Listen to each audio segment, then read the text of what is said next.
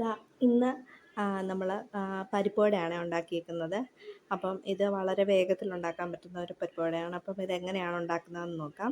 അപ്പം അതിനായിട്ട് ഞാൻ 2.5 കപ്പ് പരിപ്പ്, സാധാരണ പരിപ്പാണ്.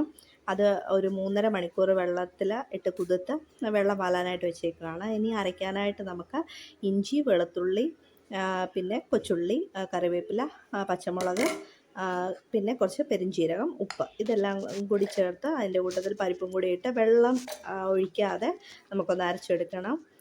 നന്നായിട്ടങ്ങ് അരയ്ക്കേണ്ട, ചെറുതായിട്ടൊന്ന് കടിക്കാനോടി കിട്ടണം ഈ ഇഞ്ചിയും വെളുത്തുള്ളിയൊക്കെ. അപ്പം അരച്ചെടുത്തിട്ടുണ്ട്.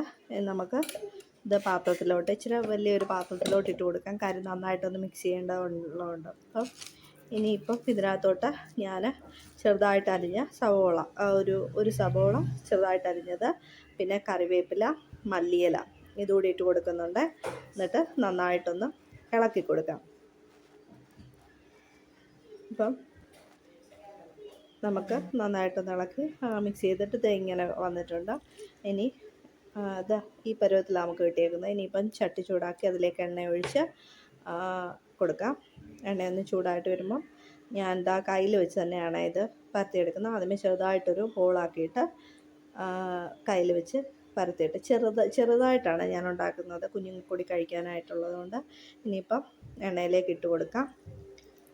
അപ്പം ചെറിയ മീഡിയം ഫ്ലെയിമിൽ വെച്ച് വേണേ ഇതൊന്ന് വേവിക്കാൻ, അല്ലെങ്കിൽ അകം വേവത്തില്ല. അപ്പം ഞാൻ കോരി ഇടാനായിട്ട് ഇതുപോലൊരു കിഴ്ത്ത പാത്രം, അതിനകത്തോട്ട് 2 ടിഷ്യൂ പേപ്പർ കൂടി വെച്ച് കൊടുക്കുന്നുണ്ട്. അപ്പം വീഡിയോ ഇഷ്ടപ്പെട്ടാൽ ചാനലൊന്ന് സബ്സ്ക്രൈബ് ചെയ്യാനും ലൈക്ക് ചെയ്യാനും കമൻറ്റ് ചെയ്യാനും മറക്കരുത്. അപ്പം നമ്മൾ ഏകദേശം ആയിട്ടുണ്ട്. നമുക്ക് ഇത് കോരിയെടുക്കാമേ. എന്താ ഇങ്ങനെ വന്നിട്ടുണ്ട്. ഇനി ഇതുപോലെ തന്നെ നമുക്ക് ബാക്കിയുള്ളതുകൂടി വറുത്തെടുക്കാം. അപ്പം നമുക്ക് നാളെ കാണാം.